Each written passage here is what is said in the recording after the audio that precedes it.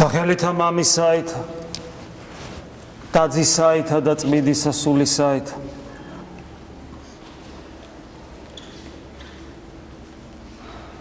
საოცარია დღე, როდესაც ღვთისმსახურება ტარდება, როდესაც წირვაზე მოვდივართ, როდესაც ვეზიარებით. ესეთი დღეც როგორც ნებისმიერი სხვა დღე იწყება. შეიძლება ცოტა მეტად ცდილობ მობილიზებული იყო. ცოტა მეტად ცდილობ ქრისტიანს გავდე. ცოტა მეტად ცდილობ იფიქრო ღმერთთან შეხვედრაზე, მასთან ერთობაზე, მაგრამ მიუხედავად ამისა, ამასოფლის სული თავისი პრობლემებით, ტკივილებით, საცდურებით, საკუთარი დაცემული ბუნება, ბოროტის სულებიც ასევე თავისას ცდილობენ და ამიტომ მიუხედავად ჩვენი მცდელობისა, ძალიან ხშირად ესეთი დღეს, როცა ჩვენ ღვთისმსახურებაზე მოვისწრაფით, როგორც ჩვეულებრივი დღე ისე თენდება. მაგრამ მადლობა ღმერთს, რომ იგი არ გვტოვებს, ყოველთვის ჩვენთან არის თავისი მადლითა და კაცთმოყვარებით. მით უმეტეს, როდესაც წირვაზე ვდგავართ და უსისხლო მსხვერპლი შეიწირება. როდესაც ჩვენ ქრისტეს უწმინდეს ხორცსა და სისხლს ვეზიარებით და მიუხედავად ჩვენი დაცემულობისა, მიუხედავად ამას სოფლის ძლავრობისა, ამას სოფლის სულის ძლავრობისა, მადლი თავისას იქმს და აკეთებს. სულს აღვიძებს, აფხიზლებს, სიხარული მოაქვს. ბედნიერების განცდა. მე გახსენდება ისიც, რომ ადამიანის სიხარულისა და ბედნიერებისათვის არის გაჩენილი და წყაროც აქვია. წყაროც აქვია, რომელსაც ჩვენ შეგვიძლია თუ მოვინდომებთ ყოველ დღესაც კი მივიახლოთ. ამით ჩვენ ქრისტიანები ძალიან ბედნიერები ვართ. მე და ყოველთვის ვაცნობიერებთ ამას. მე და ყოველთვის ვაცნობიერებთ იმას, რომ ბედნიერები ვართ. მე და ყოველთვის ვაცნობიერებთ იმას, რომ ბედნიერების წყარო ჩვენს თვალწინაა და უფლება გვაქვს, რომ ამ წყაროს დავეწაფოთ. თუ ვითარცა უმადურნი არ გვახსოვს და წუწუნსა და სულმოკლეობას ვინჩივის ძალიან ხშირად პირუტყვებით ვცხოვრობთ. საკუთარი ხორცის იქით არაფერი გვედარდება და არაფერი არ გვახსოვს.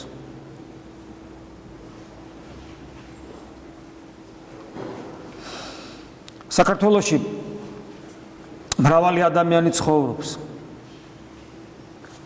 საქართველოში მრავალი ადამიანი ცხოვრობს და მრავალ ადამიანს უმრავლეს სამწუხაროდ აი ეს შესაძლებლობა, ცოდნა,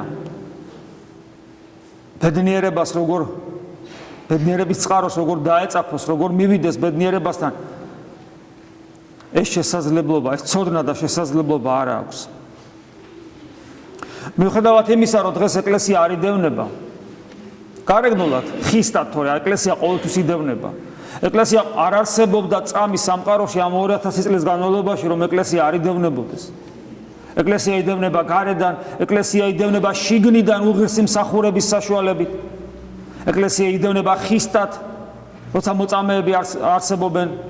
ეკლესია იდევნება მზაკრულად, როდესაც აღსარებელნი არსებობენ. ეკლესია იდევნება პირდაპირ, ეკლესია იდევნება ლიქნით, საცდურით. ისე დღეს ამ ორი უკანასკნელის დროა, ეკლესია იდევნება ლიქნითა და საცდურით, ღალატის სულის ჩანერგვით. მაგრამ მიუხედავად ამისა, ეკლესია თავის საქმეს აკეთებს ალბათ თუ კარგად. მე არ მეგულება ადამიანებს, რომელიც მოინდომებს ღვთისმსიტყვა გაიგოს, ქრისტიანობა გაიგოს და მან ეს ვერ შეძლოს. ეკლესიაში ამის რესურსი ყოველთვის არსებობს. რომ ჩვენ მოგვაწოდოს სწავლება თუ რას ნიშნავს იყო ქრისტიანი და როგორ უნდა ეძებო ცოცხალი ღმერთი ადამიანად მოსული. მაგრამ მიუხედავად ამისა, საქართველოში მრავალი ადამიანია, რომლებისთვისაც ეს ყველაფერი ძალიან შორს არის. რომლებიც ისე ცხოვრობენ, თითქოს ეს ყველაფერი არ არსებობს. არანაირი მნიშვნელობა არ აქვს მათთვის ეკლესიის არსებობას. სამწუხაროდ ესეთი ადამიანები ძალიან ბევრნი არიან საქართველოში. მე არ ვლაპარაკობ იმ ადამიანებზე, რომლებიც ცინიზმით, მზაკრობით და მრისხანებითაც უპირისპირდებიან ეკლესიას. არა.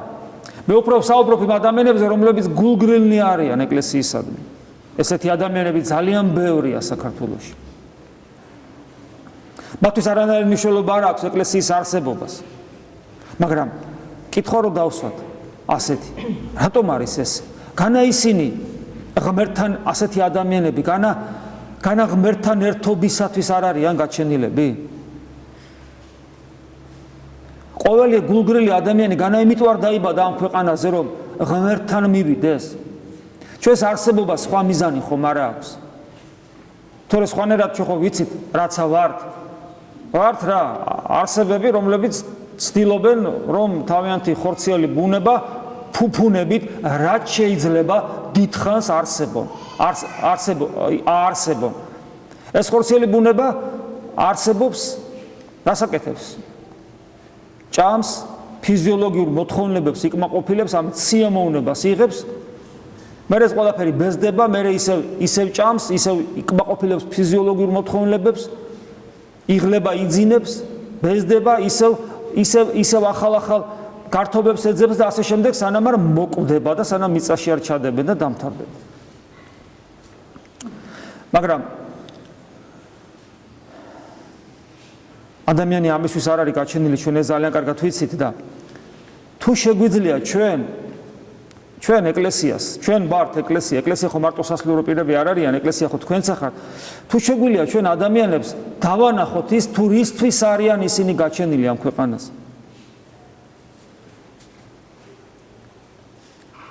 დავანახოთ მათ ბედნიერების წყარო.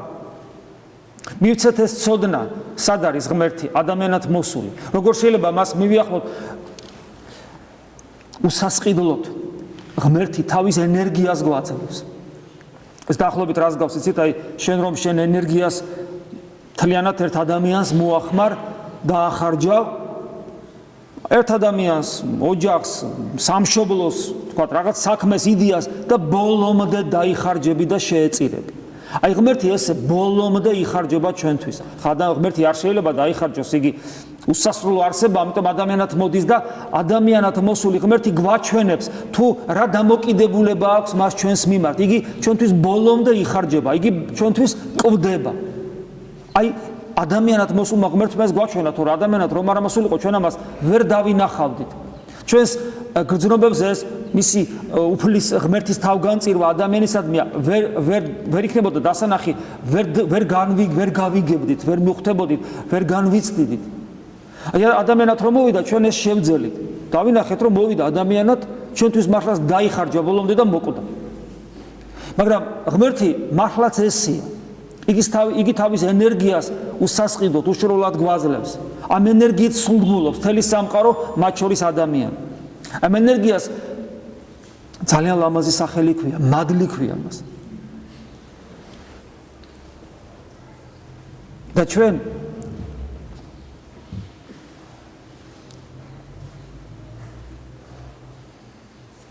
ეს შესაძლებლობა ამ მადლთან მიახლებისა, რომელსაც ღმერთი უანგაროდ გვაძლევს, რომლითაც ვიკვებები და იგი ჩვენი პური არსობისა, არა ხოლო პურითა ცხონდების კაცი, არამედ ყოვლითა სიტყვითა, რომელიც გამოვალს პირისაგან ღმრთისა, ქრისტე გვიხსნის.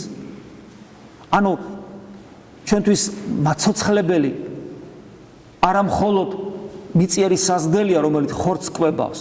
ჩვენთვის მაცოცხლებელი უპირველეს ყოვლისა ღმრთის ენერგია. და თუ ადამიანი მხოლოდ მიწიერს მიესწრაფვის, იგი პირუტყვით ცხოვრობს. თუმცა უნდა ითქვას, რომ ეს პირუტყვული ცხოვრებაც, ის მიწიერი საზრდელიც საღვთო ენერგიით იკვებება. ამიტომ მადლიერება გვმართებს საჭმლისათვისაც, ხორციელი საჭმლისათვისაც. ხოლო რაც შეეხება მადლს და სულიერ ენერგიას, იგი უხვად არის ეკლესიაში. ჩვენ როცა ვსაუბრობთ ბედნიერებაზე, სწორედ სულიერ პურთან, სულიერ საზრდელთან, ჭეშმარიტად არსებობის პურთან მიახლება გვაბედნიერებს.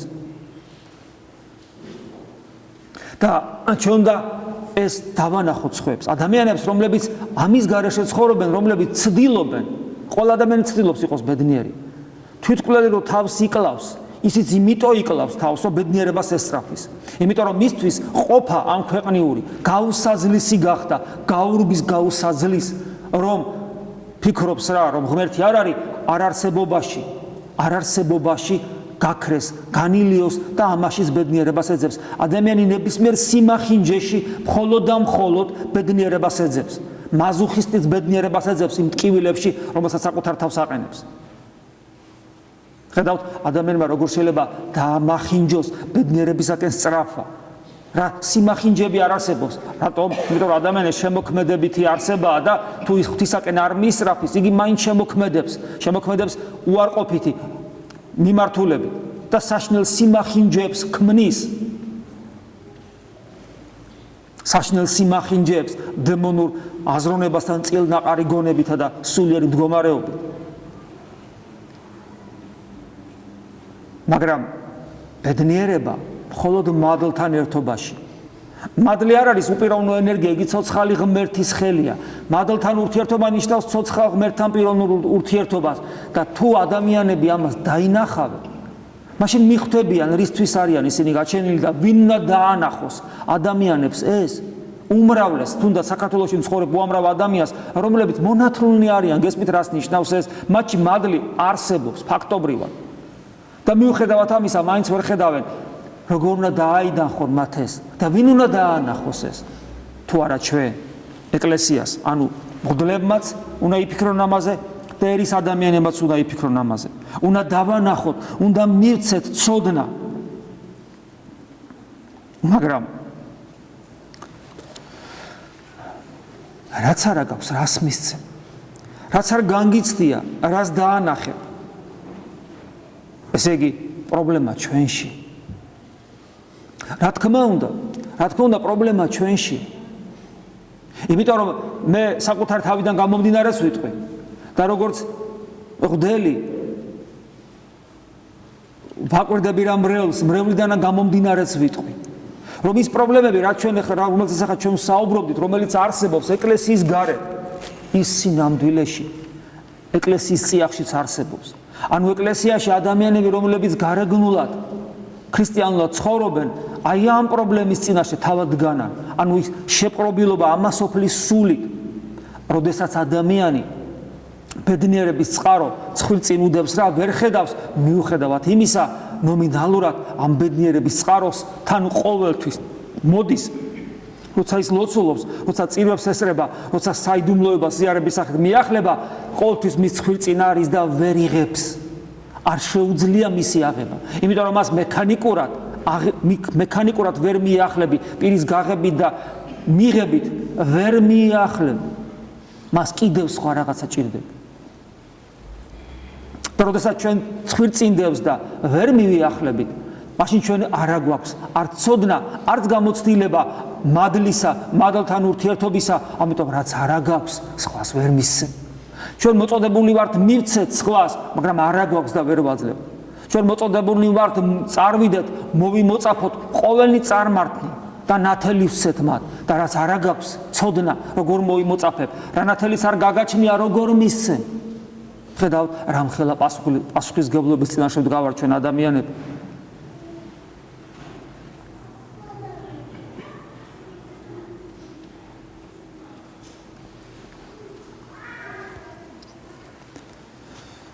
ამის მიზეზი აი ამ პრობლემის არსებობისა, რომ ჩვენ აქვთ გავართ და ჩვენ თვითონვე არა გვაქვს და სხვას რა უნდა მივცეთ.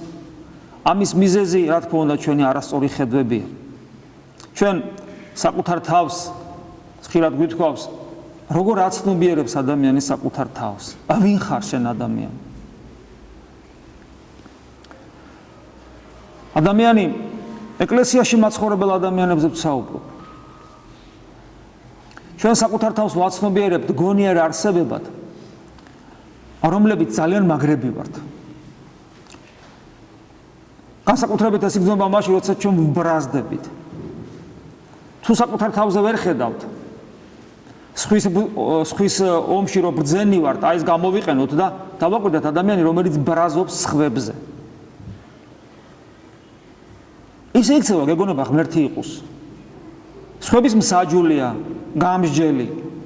ყველაფერი იცის, ყველაფერს აკონტროლებს, ყველაფერზე აზია. ევალება მას არ ევალება თავის სტატუსით, ამა თუ იმ ადამიანის საქციელის განსჯა, ეს სხვა საკითხია.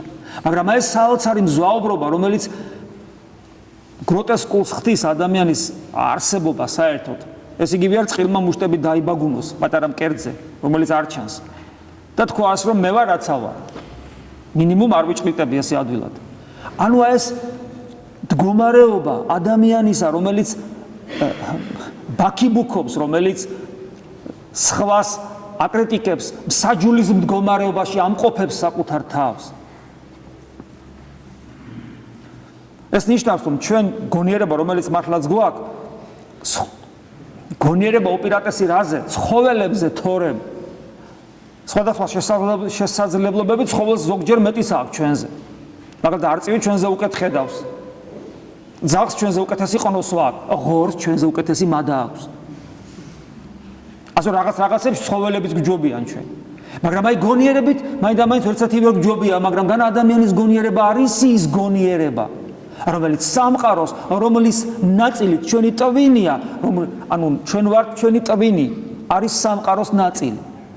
და წარმოიდგინეთ, ტვინს სურს მთელი სამყარო თავის თავში მოაქციოს და გადაყლაპოს, მე იმის იქითაც წავიდეს და ღმერთის შესახებ ყველაფერი იცოდეს და კონდეს ამბიცია, რომ ან ღმერთიც იცის, ისე როგორც საკუთარი თავი, ესეთი მწვალებლებიც არსებობდნენ, რომ ღმერთი ისევე ვიცი, როგორც საკუთარი თავიო, ესე ამბობდნენ. შეიძლება ადამიანი დღეს ესეც სისულელეს არ ამბობს, მაგრამ თავის ცხოვრების წესით ეგრე გამოდის, როდესაც შენ ღმერთს ართმევ მსაჯულის ფუნქციას და სხვისი მსაჯული ხდები. ეს ყველაფერი ეფუძნება ჩვენს უბადრუკ გონიერებას.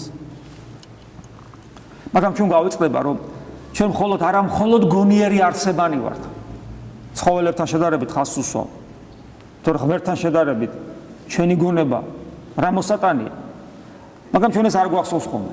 აი, როდესაც ჩვენ საკუთარ თავს ვაცნობიერებთ მხოლოდ გონიერ არსებება და აი ამაზე მთელი ეს ჩვენი მზვაუბრობა, სწორედ ამას ეფუძნება, გვავიწყდება, რომ ადამიანი მხოლოდ გონიერი არსება კი არ არის, homo sapiens რო უწოდა მეცნიერება, მაგრამ ადამიანი უპირველეს ყოვლისა არის არსება, რომელიც არის ხატი ღმერთისა, რომელსაც აქ დავალება გახდეს ღმერთის მსგავსი. აი ეს რო გვავიწყდება, პრობლემა სწორედ აქედან იწყება, იმიტომ რომ თუ შენ ხატი ხარ ქრისტესი, მაშინ ქრისტე ვიცით როგორ ამბობს, შვიდვარ და მდაბალ გულით. სიმდაბლეზე უსვავს ხას. სიმშვიდე, სად არის მზვაუბრობა, სად არის სიამაყე, სად არის ქედმაღლობა.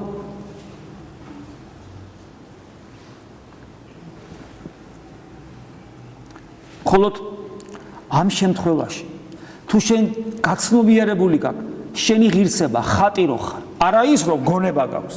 არ არის ეგ შენი ღირსება. ჰიტლერ შეიძლება უფრო რა თქმა უნდა, შეიძლება გერა ჰიტლერს რა თქმა უნდა უფრო ძლიერი გონება ჰქონდა, ვიდრე შეიძლება ნებისმიერ, თქვათ, ან გაუნათლებელი კიდე, აი არ ვიცი, შეიძლება ნებისმიერ ადამიანს, რომელსაც ამ ესეთი განსაკუთრებული არ უკეთებია. მაგრამ რა ღირსება იყო ჰიტლერისათვის მისი ეს გონება, არც არაფერი. თავარი ღირსება ადამიანის ის კომპიუტერი კი არა, რომელიც თავში ჩაგვიდგა ღმერთმა, არამედ თავარი ღირსება არის ის, რომ შენ ხატი ხარ და აი ამის გაცნობიერება ლოგიკურია, ხო? არ უნდა დავინა, ხო, აი ადამიანი ვარ. ხო უნდა მაინტერესებდეს, რას წარმოვადგენ, ვინა ვარ, საკუთარ სარკეში რო იყურები, საკუთარ გარეგან ფიზიონომიას რო ვათვალიერებ, ეს ხო არ არის მთავარი მარტო არსობრივად რა ხარ და ვინ ხარ და მთავარი რა არის შენში ხომ უნდა იცოდე და ხომ უნდა მიხვდე რომ შენში მთავარი გონიერება კი არ არის რომელთაც ქედმაღლობ და ნაკლებად გონიერს დასინი და შენზე ძლიერ გონიერსაც დასინი იმიტომ რომ გონია რომ იმაზე გონიერიც ახარ აი რომ მთავარი ეს მდგომარეობა კი არ არის მთავარი ის მდგომარეობა რომ დაინახო რომ ხატი ხარ ეს არის შენი ყველაზე მთავარი ღირსება რომ ხატი ხარ და ვისი ქრისტესი და ნახე ქრისტე როგორია ქრისტე ნახე და დავალება გაქვს მოცემული მისი მსგავსი უნდა გახ აი აქ არის მთავარი პრობლემა როცა შენ დარწმუნდები რომ აი ეს დავალება მართლაც ყოვლა ძლიერი ღმერთისაგან მოცემული არის შენთვის აი წარმოგიდგენთ შენ დაგავალა პირადად აი მას რომ გააცნობიერებ რომ ზოგადად კი არ არის ყველასთვის აი შენ დაგავალა ღმერთმა, ცოცხალმა ღმერთმა, თავისი სიდიადით საშინელმა ღმერთმა შენ დაგავალო რომ შენ ჩემი მსგავსი უნდა გახდე შენ უნდა ისწრაფო იმ სრულყოფილებისაკენ რა სრულყოფილებაც მე მაქვს ბუნებითად თორემ შენ ფუნქციას და მისიას ვერ შეასრულებ როცა შენ აი ამას გააცნობიერებ აი მე მგონი ნაკლებად გვეცლება მზვაუბრობისათვის და აი მთელი ჩვენი არსება იქნება მიმართული რომ აი ეს დავალება არათუ შევასრულო სასაცილოა როგორმე ამ დავალების შესრულება დავიწყო სანამ ცოცხალი რომ გარდავიცვლები ის მაინც თქვა რომ იცი რა ვერა მაგრამ აი დავიწყე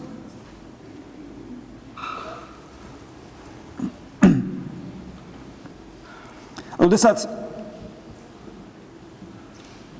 აი ესე ვიცხოვრებთ მაშინ აღმოვაჩენთ რომ მართლაც ეკლესიის ნაწილი ვარ და ჩვენ თვალწინ და ჩვენში ყველაფერი გაცოცხლდება რაც აქ ხდება ყველაფერი გაცოცხლდება ჩვენ აღმოვაჩენთ და მივხვდებით თუ რას ნიშნავს რელიგია რას ნიშნავს სარწმუნოება რას ნიშნავს ქრისტიანობა ჩვენ აღმოვაჩენთ იმას რომ ეს 2000 წლოვანი გამოცდილება საოცარი სკოლა ღმერთთან ურთიერთობისა ჩემთვის მართლაც რომ რეალურ სკოლად არის გადაქცეული მაგრამ იმასაც აღმოვაჩენ რომ აი ეს რელიგიური სკოლა 2000 წლოვანი ღმერთთან ურთიერთობის სარწმუნოებრივი ეს საოცარი სკოლა არის მხოლოდ სკოლა და მე თავისთავად მექანიკურად ვერ გამაქრისტიანებს იმიტომ რომ მიუხედავად იმისა რომ 2000 წლის განმავლობაში უდიდესი გამოცდილება არსებობს ცოცხალ ღმერთთან ურთიერთობისა ეს გამოცდილება არის არა გამოცდილება ზოგადი და აბსტრაქტული არამედ ეს არის გამოცდილება ინდივიდებისა უბრალოდ პიროვნებებისა რომელიც ერთიან ეკლესიის წიაღში არის თავმოყრილი და თუ რაიმე წავაწყდი და რა წავაწყდები წმინდა მამათა ნაწერს მოციქულთა გამოცდილებას წმინდა წერილში გადმოცემულს ლოცვებს რომლებსაც ჩვენ ვკითხულობთ ფსალმუნები იქნება დილას საღამოს ლოცვები და ასე შემდეგ ყველაფერი ეს აღმოჩნდა რომ და წირვის ტექსტები რომელიც ჩვენ გვესმის აღმოკითხული ყველაფერი ეს კონკრეტული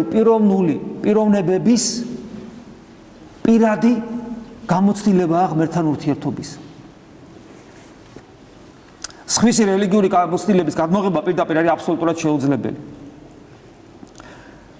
ამიტომ არის ხოლმე რომ აი წლები კითხულობენ ფსალმუნებს წლები კითხულობენ დილას საღამოს ლოცვებს და ასე შემდეგ მაგრამ არანაირი შედეგი ადამიანს ღმერთთან ურთიერთობაში არ აქვს რატომ იმიტომ რომ ის ფიქრობს ადამიანი ამ დროს რომ აი ამას თუ წაიკითხავს რომელიც არის სხვისი გამოცდილება ღმერთთან ურთიერთობისა სხვისი გამოცდილება თუ იმას მექანიკურად ასე დაიწყებს და იკითხავს გონია რომ მასაც ექნება ღმერთთან ურთიერთობა ასეთაც შეიძლება ღმერთთან ურთიერთობაზე საერთოდ არც ფიქრობს ის ფიქრობს რომ ამის წაკითხვა საკმარისია რომ არ ვიცი რა უნდა მოხდეს ეს არის ტყუილი ესე არ ხდება ეს არის სხვისი გამოცდილება სხვისი აი რომელიც შენი უნდა გახადო ან ესე შეიძლება თქვას აი ამ სხვისი გამოცდილების საფუძველზე მაგალითზე საკუთარი გამოცდილება მოიპოვო ცოცხალ ღმერთთან პიროვნული ურთიერთობის მე მგონი გასაგებად ახლა რა არის ყველაზე მთავარი გამოცდილება ქრისტიანობაში ღმერთთან ურთიერთობის უმთავრესი გამოცდილება რაში მდგომარეობს ქრისტიანებისათვის უმთავრესი სარწმუნოებრივი რელიგიური გამოცდილება ქრისტიანისათვის, რომელს საუკუნეშიც არ უნდა ცხოვრობდეს, თუნდაც 21 საუკუნეში, რისთვისაც ყველაფერი ხდება ის, რაც ხდება, ეს არის უმთავრესი წმინდა ზიარება, შემდგომში ლოცვები და ამავდროულად ყველაფერი ეს ხდება იმ მთავარი გამოცდილებისათვის. ეს გამოცდილება გამოითქმის ესე: ქრისტეს მოწაფეობა.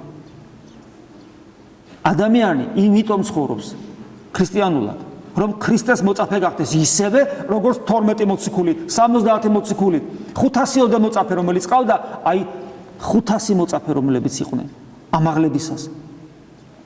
აი რომლებიც იყვნენ მომსწრე აღდგომისა და შემდეგ, აი მათსავით იყო მოწაფე ქრისტეს.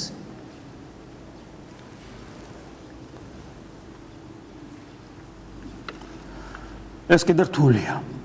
სად ეხლა დილას აღამოს მოსწრებსო ჩაარაკრაკებ, ფსალმუნებს იქ საჭმელს გადაარჩევ რა ჭამო, რა არ ჭამო, წირვაზე მოხვალ, აღსარებას ჩააბარებ, პირს გააღებ და ქრისტეს უწმინდეს ხორცსა და სისხლს მიიღებ, ეს ყველაფერი გარეგნულად აღსრულებულია, სინდისი დამშვიდებულია, სხვისი განშის უფლება გაქვს, იმიტომ რომ შეხო ქრისტიანი ხარ, ყველაფერი იცი და იმარ აიცის და ზემოდან დახედავ და აქ ჭკუას დაარიგებ, ყველაფერი მოწყობილი გაქვს, მაგრამ ქრისტეს მოწაფე ხარ?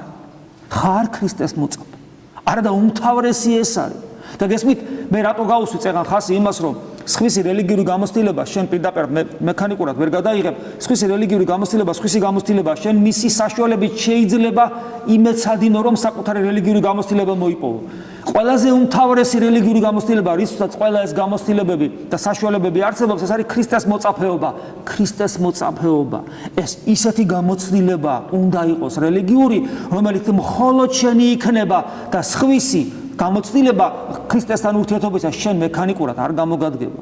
ესე იგი შენ, ადამიანი, შენ პირადად შენი პირადი ურთიერთობა უნდა გქონდეს ქრისტესთან. შენ თავად უნდა იყო მოწაფე ქრისტესი ყოველგვარი შუამავლის გარეშე. შენსა და ქრისტეს შორის არავინ არ უნდა იდგეს. არანაირი ბარიერი, არანაირი სოფხედველობა, არანაირი ცხოვრების წესი, აბსოლუტურად არაფერი. შენ და ქრისტე, არავინ მეტი. უშუალო მოწაფე უნდა იყო ქრისტესი. ამისთვის ხარ ეკლესიაში. ესე კაცმარო თქვას, ჯერ ერთი თუ გსურს ეს და თუ სადღაც გონია რომ გსურს, თუ შეგძლებდით ქრისტეს გავყოლოდით 2000 წლის წინ თუ დავიბადებოდით ისრაელში, გალილეაში, ნაზარეთში, შევძლებდით? რა საინტერესოა. წარმოიდგინეთ, აი მე, ჩემ თავს თეოდორე დავიბადე 2000 წლის წინ ვარ დაბადებული, ქრისტე ქადაგებს გავხდებოდ, ჯერ თუ მომინდებოდა, იცი ეს პრობლემაა, როგორ პრობლემაა, იმიტომ რომ მთელი საზოგადოების ეს ელიტალური ნაწილი ფენა მას აკრიტიკებს და ასინის, ეჭვით უყურებს. მოწაფეებად აიყვანა რაღაც უბრალო გაუნათლებელი ხალხი, მეთევზეები, მომინდებოდა მე გავყოლოდი ქრისტეს. და თუ მომინდებოდა, აი მე შევძლებდი ამის გაკეთებას. თუ არ მომინდებოდა და სრული შემთხვევაში თუ ვერ შევძლებდი, შედეგი ერთ და იგივეა და პასუხი ძალიან მარტივია ამაზე კითხვაზე. თუ რა, ესე ქრისტიანი არ ვიქნებოდი და მორჩა და დამთავრდა. ანუ გესმით, მე თუ ვერ შევძლებდი, ქრისტიანი არა ვარ. როგორ გავიგო მე დღეს ეს, შევძლებდი თუ არ შევძლებდი? ეს კითხვა თუ როგორ გავიგო, შევძლებდი თუ არ შევძლებდი, გავყოლოდი ქრისტეს, ჯერ თუ მომინდებოდა და თუ მომინდებოდა მე თუ შევძლებდი, აი ეს კითხვა, ორი კითხვა. საკუთარ თავს დაუსვათ, მე ჩემ თავს დაუსვავ, თქვენ თავს დაუსვით. და ამაზე ვიფიქროთ, იმიტომ რომ თუ ჩვენ ისე წავედით ამ ქვეყნიდან, რომ თუ ამ ორ რამეს ვერ შევძლებდით, ჩვენ ქრისტიანები არა ვარ და აბა აქ რისთვის ავდგავართ, ა? რისი მახნისები ვართ მაშინ? რას ვაკეთებთ მაშინ? რისთვის ვეზიარებით?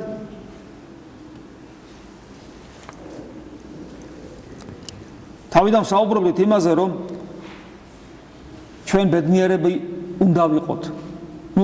თუ თუ აი ეს ორ კითხვაზე თუ დადებითი პასუხია, ჩვენ ბედნიერები უნდა ვიყოთ. წარმოიდგინეთ რა ბედნიერებაა. აი მე ესე მგონია რომ თუ ადამიანი დაინახავს საკუთარ თავში პოტენციას მაინც სურვილისა რომ ქრისტეს გაყვეს და პოტენციას მაინც რომ გაყვებოდა მას, იმ წამსვე იწყება ბედნიერება. იმიტომ რომ შენში ქრისტე, რომელიც ჩვენში არის, იგი არის ჩვენში ქრისტე ცოცხლდება. ჩვენთვის ცოცხლდება, თორე ის ცოცხალი. რეალურად ხდები შენ ქრისტეს მოწაფე. რეალურად ხდები მისი მიმდევარი, მისი სიკვდილამდე მისი ერთგული. აი თუ ამას შენში შეძლებ, შენ თავში ამას რაღაცნაირად პოტენციაში მაინც დაინახავ, არ ვიცი. აქ ლაპარაკი არ არის ჩვენს ღირსებებზე, ზნეობრივ ღირებულებებზე, რაღაც ვაჟკაცობაზე, სათნო, არა. აი ამ მხოლოდ ორ რაღაცაზე, სურვილზე და ცდილობაზე, რომ მე ამ სურვილის მე მას გაყვე, ამაზეა მხოლოდ საუბარი. მე მესმის, რომ ეს ორი რამ მე მინდა, რომ ქრისტეს დავემოწაფო, მომინდებოდა და მე სურვილი მექნებოდა და მე შესაძლებლობას გავყოლოდი, მე მესმის, რომ ეს ისეთი ღირებულებებია, რომ თუ ვიტყვი, რომ ეს აბა როგორ, მე ესეთი ვარ, ეს ხიბლის მდგომარეობაა, რა თქმა უნდა, მე მესმის, მაგრამ მეორე მხრივ დილემის წინაშე ვდგავარ, მე თუ ამაზე უარი ვთქვი, აბა რანაირი ქრისტიანი ვარ. რანაირი ქრისტიანი ვარ, მე თუ აი ამ თავარზე, რომლის გარეშეც ქრისტიანობა არ არსებობს, უარი ვთქვი.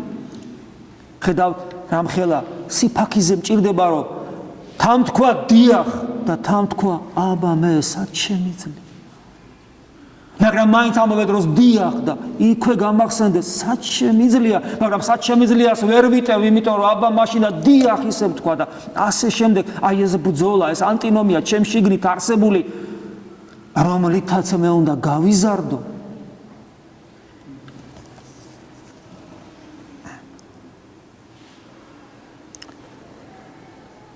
ღმერთი უხილავია. ის არც იწყება, არც თავდება, ასე შემდეგ. მაგრამ რომ გაგუნახებოდა ყველაფრით, თუ როგორია, თუ ვინ არის, თუ როგორ უყვარვარ, თუ რა მოიმოქმედა და ასე შემდეგ, იგი ადამიანად მოვიდა დაგვენახა. ესე იგი ღმერთი ჩვენ დავინახეთ. მას ადამიანები ხედავდნენ, მოციქულები, მოწაფეები ხედავდნენ. ანუ ღმერთს ხედავდნენ, ვინც მე მიხილა, ფილიპი არ იცი რომ მამა იხილა. მოციქულები ხედავდნენ ღმერთს, ანუ ხედავდნენ ქრისტეს, ანუ ხედავდნენ სახარებას. ვინც თავითვისი დადოს, ჩემთვის გინა სახარებისათვის, მაცხოვრის სიტყვები გახსოვთ. სახარება, ჩვენ რო კურთხევითაც კი გვეზარება ხოლმე კითხვა. ისე რა საინტერესოა, რა არის მიზეზი იმისა, რომ ადამიანს მაინდა-მაინც არ ეხალისება ხოლმე სახარების კითხვა. არა მარტო ის, რომ თქვათ ეზარება, რა დაზარება ახლა. არა მარტო ის, რომ ეშმაკი გვებრძვის. არა. არამედ ისიც, რომ სახარების ტექსტის კითხვა სასიამოვნო არ არის. არ არის სახარების კითხვის ტექსტის კითხვა სასიამოვნო, რომელ თქვენთაგანს ეს სიამოვნა, რომელ თქვენთაგანს ეს სიამოვნა, დღევანდელი სახარება. თუ გახსოვთ, ნეტა რა წავიკითხეთ, რა კაია გამოსტარო ჩაგიდაროთ ახლა. აბა რა წავიკითხეთ სახარებაში. რამდენს დაუწერ ორიანს, რისვისად გახართ აქ? ხოლო ვისაც ახსოვს, არც ის არ არის კაი დღეში, იმიტომ ისეთ რამე წავიკითხეთ, ნამეტანი არ სიამოვნებოდა, იქ საუბარია რაზე, როდესაც უფალი ჩვენგან სრულყოფილებას ითხოვს რა, ამისათვის გეუბნება, განყიდეთ ყოველი მონაგები, დაურიგეთ გლახაკებს და შემომიდექიმე. ჩვენ თავს ვიმართლებთ ხოლმე, ეს თქვა სრულყოფილი ადამიანებისათვის, აი მაგრამ მონოზვნებისათვის. მონოზნება შეიძლება ჩამხოლონ, ახლა ეს სიტყვები რო ხმამაღლა მათ უთხრა. თქვენ შეასრულეთ ყველა მეს. მაგრამ ჩვენ ხო ვიცით, რომ ეს არის საკუთარი თავის მართლება. უფალი არ ამბობს იქ მონოზვნებისთვის წერა ამასო და ერისკაცებმა კარგად მოვილხინოთ, ეგ არ უთქვია. ზოგადად ამბობს, წადი და გაიგე ხა, ვიზი ამბობს უფალი. ესეთი ადგილები ცით რამდენია წმინდა წერილში, რომლის კითხვა ნამდვილად არ სიამოვნებს, გულში ჩავიხედოთ. არ სიამოვნებს. აბა რა გავაკეთო? ხშირად ჩვენ ხსნით ამას, მეტნაკლებად. მეტნაკლებად ხსნით, იმიტომ რომ მართლაც არსებობს პირდაპირ გაგება ამ ცნების აღსრულების, რასაც მონოზდება არა, აი ეს სრული განდეგილობა ქვია. ვერობა კიდე არ იძლევა ამის საშუალებას. თვითონ ის ფაქტი, რომ აი ბერებთანაც კი ამის შესაძლებლობა ამ ცნებისა ბოლომდე არ არის. არა მხოლოდ იმის გამო, რომ მონოზნები ცოდავენ, ეგ საკრე თემაა, არამედ იმის გამოც, რომ არ ვიცი. ანუ პრობლემის წინაშე ვდგავართ, იცით რამდენი მცნებაა, რომელიც პრობლემის წინაშე აყენებს ადამიანს, რომელიც შინაგანად გაზანზარებს და არ მოგწონს სახარება. და ეს ისე სხვათა შორისად გადაავლებ თვალს და გავაგზავნებ კითხვას. ჩვენ ხსნით ხოლმე, რომ შინაგანი დამოკიდებულება უნდა იყოს ესეთი. მე კბილის ჯაგრისის მაგალითი რომ მომყავს ხოლმე, რომ მართლაც კბილის ჯაგრისი გულში არა და ჭირდება, გააქვს, ცოდვა არ არის, მაგრამ დღედაღამე რო კბილის ჯაგრისზე ფიქრობ, არა მაგარი ჯაგრისი მაქვს, რა თქმა უნდა ცოდვაში ჩავარდები. მაგრამ ჩვენ ამას არ ვახერხებთ, იმიტომ არ ვაკეთებთ, იმიტომ რომ ძალიან კარგადაც ვცხოვრობთ იმის გარეშე, რომ კბილის ჯაგრისი გულში არ ყვავდეს, მაგრამ რამდენი რამეა, რომელიც გულში დაბინავებულია ღმერთის მაგივრად, რომლებზეც ვფიქრობთ და ვოცნებობთ და ასე შემდეგ. და ამიტომ სინდის ვიმშვიდობთ, რომ კბილის ჯაგრისებით იყოს ყველა საგანი. თუ მოახერხეთ ეს, ეგების ეს ცნება ნაწილობრივ მაინც შევასრულოთ. მაგრამ ფაქტია, რომ ადამიანი ძალიან დიდი სირთულის წინაშე დგება, თუმცა იქ სახარებაში ბოლომდე თუ გახსოვთ, ეხლა ვისაც ახსოვს, ნუგეშის სიტყვებია, მანამდე კიდევ უფრო საშნელი სიტყვებია.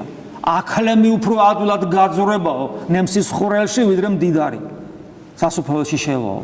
მერე განმარტებები ახლემი ეს არის დატვირთული ახლემი, ნემსის ხვრელი, კარიბჭე იერუსალიმში, სადაც რომ ახლემი რომ გაძვრეს, უნდა ყველა ტვირთი მოხსნან დააჩოქონ, როგორმე შეეტიოს ეს თავდაბლობის და ტვირთის გასაგებია ეს ყველაფერი, მაგრამ სიტყვები ამ შემაძრწუნებელი.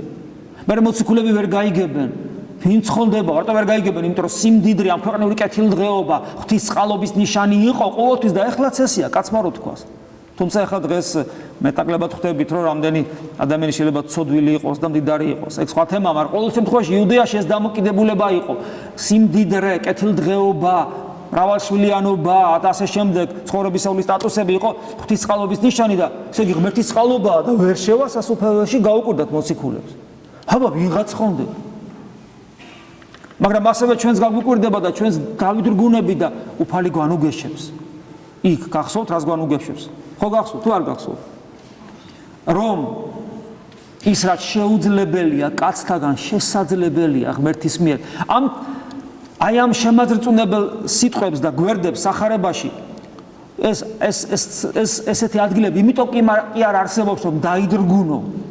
არამედ იმიტომ რომ დაგანახო შენი რეალური სახე ვინ ბრძანდები შენ თავი რომ მოგაქვს და ამავე დროს ნუგეში გცეს რომ ნუგეშინია მიუხედავად იმისა რომ აი ესეთი მძიმეა შენთვის სასუფეველში შესვლა და რატო იმიტომ კი არა რომ მე შენი დასჯამი და იმიტომ რომ სასუფეველში შესვლა ნიშნავს რომ მე დამემსგავსო და მე რომ დამემსგავსო ესეთი უნდა გახდე ქრისტესავით უნდა იყო განა ქრისტემ არ ესე არ იცხოვრა ყველაფერი არ გასცა საკუთარი სიცოცხლე არ გასცა მტრები განა არ უყვარდა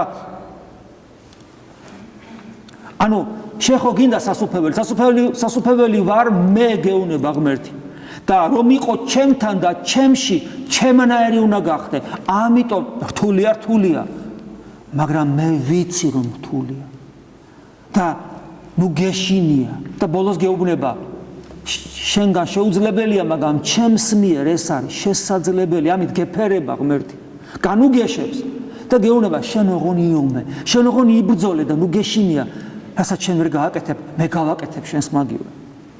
ეხლა ეს რატო გითხარით? ეს მე მეტო გითხარით, რომ სახარება ერთგულება სახარებისადმი, იგივე ერთგულებაა ქრისტესადმი, ვინც სულით თვისი დასდოს, ჩემთვის გინა სახარებისათვის უფალი ამბობს. ანუ სახარებისადმი ერთგულება, იგივე ქრისტესადმი ერთგულება, ეს ნიშნავს ღმერთისადმი ერთგულებას. ეს ნიშნავს ღმერთის დანახვას. უნდა დაინახო ქრისტე. ეს ნიშნავს უნდა დაინახო სახარება და ეს ნიშნავს რომ დაინახო ღმერთი. ჩვენ თქვით რომ ადამიანებს უნდა დავანახოთ ღმერთი. ადამიანებს რომ ღმერთი დავანახოთ, ადამიანებმა უნდა დაინახონ ქრისტე. ადამიანებმა სად არის ქრისტე? ადამიანებმა უნდა დაინახონ სახარება, სად არის სახარება?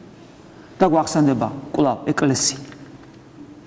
სანამ ადამიანები თვითონ დაინახავენ ქრისტეს, სანამ ადამიანები მეგულისხმობ ურწმუნო ადამიანებს, სანამ ადამიანები თვითონ დაინახავენ, დაინახავენ პირუტყული თვალით კი არა, ხო გესმით, გონების და გულის თვალით, სანამ ადამიანები თვითონ გაიგებენ სახარებას, მათ სახარება ჩვენ უნდა დავანახოთ გაცოცხლებული ჩვენი ცხოვრების წესით.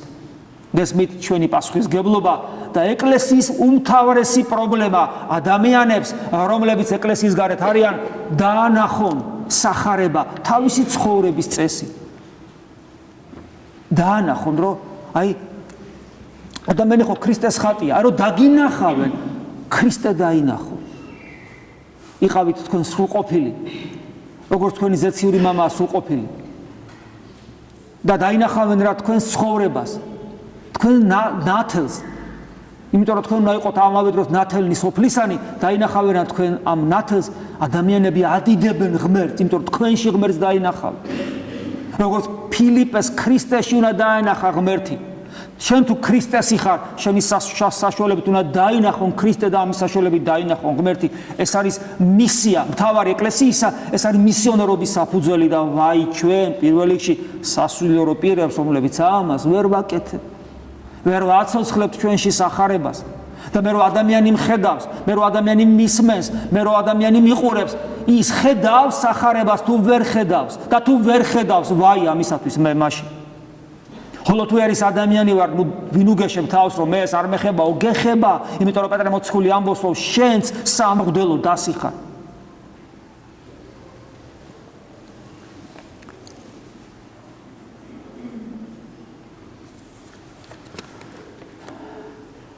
დღეს აი ესე ჩემი შინაგანი მდგომარეობით мотивация კაცმა არ იცის, ადამიანის გული ვინ იცის გარდა ღმერთის, ადამიანმაც არ იცის თვითონ თავისი გული. მოვედი დამძიმებული, მრავალი მიზეზის გამო, დღეს უფალმა მანუგეშა, გამახარა წირვით და ზიარებით. მე უნდა მინდოდეს, რომ სხვამაც განიცადოს ეს. მე თუ ეს არ მინდა, ქრისტიანი არა ვარ, არა თუ მღვდელი არა ვარ, თავის ქრისტიანიც არა ვარ. ხოლო თუ მინდა, შესაბამისად უნდა ვიქცეოდო, რომ ეს გავაკეთო. და ეს რომ გავაკეთო, მე თვითონ უნდა გავაცოცხლო ჩემში სახარება. ეს არის მისია თითოეული ქრისტიანისა, რომელიც ამ სოფელში არსებობს, ცხოვრობს, ჭამს, სვავს და ღმერთს ადიდებს. თითოეული ჩვენთან არის მისია.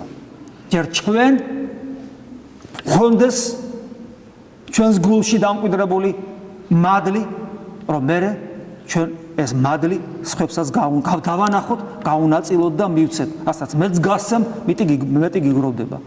ღმერთმა მოგცეს ამის ძალა, ამის უნარი და ღმერთმა მოგცეს განცდა იმისა, რომ ჩვენ ქრისტეს მოწაფენი ვართ. ქრისტეს მოწაფენი ვართ. ღმერთმა მომცეს განცდა იმისა, რომ მოწაფე ვარ და როგორი ჩემსა და ქრისტეს შორის არავინ არა. და მე ჩუმად მაქვს შესაძლებლობა ჩემთვის გულის გულში, როცა მე ვლოცულობ და როცა ვლოცულობ ღრუბლებს კი არ ვარღვევ, არამედ სიღრმეში და სიღრმიდან ამოხეთქილი და მე ვადიდებ და ვესაუბრები ღმერთს, ვეჩურჩულო ჩემს უფალს, როგორც ჩემს რადგან მისი მოწაფე ვარ, ჩემს მოძღვარს. აი ეს არის თითოეული მდგომარეობის, თითოეული ქრისტიანის მდგომარეობა ნორმალურ შემთხვევაში. ღმერთმა მომცეს და ღმერთმა მოგცეს ამის უნარი, შესაძლებლობა, განცდა უფლის წყალობით. ამინ. მადლი უფლისა ჩვენისა იესო ქრისტესი და სიყვარული ღმრთისა და მამისა და ზიარება სული საწმინდისა იყოს თქვენ ყოველთა თანა. ამინ.